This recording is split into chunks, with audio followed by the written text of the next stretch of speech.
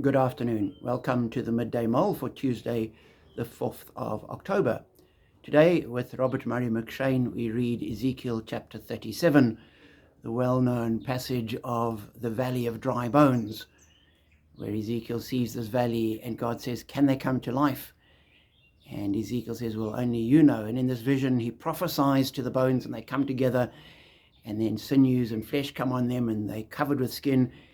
And he says, finally, prophesy to the breath. Prophesy, son of man, and say to it, this is what the Lord says. Come, breath from the four winds, come into these slain, that they may live. So I prophesied as he commanded, and breath entered them.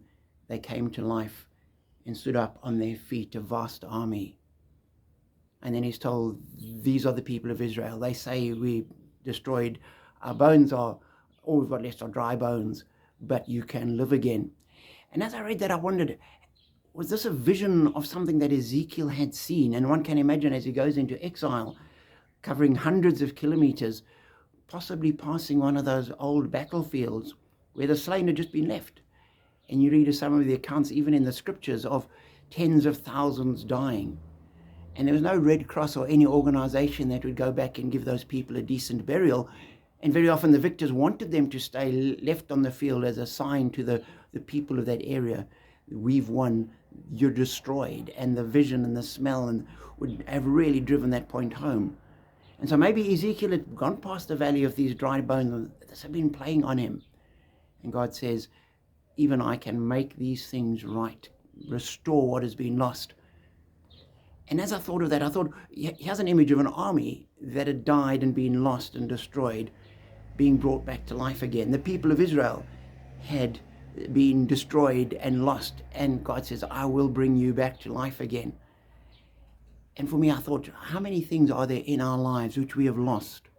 Things which have become undone, battles we've tried to fight and just haven't succeeded, friendships, all sorts of things as we go through life. There's so many things where we have lost and they decay and they come to nothing. But God says, even those lost things, I can restore.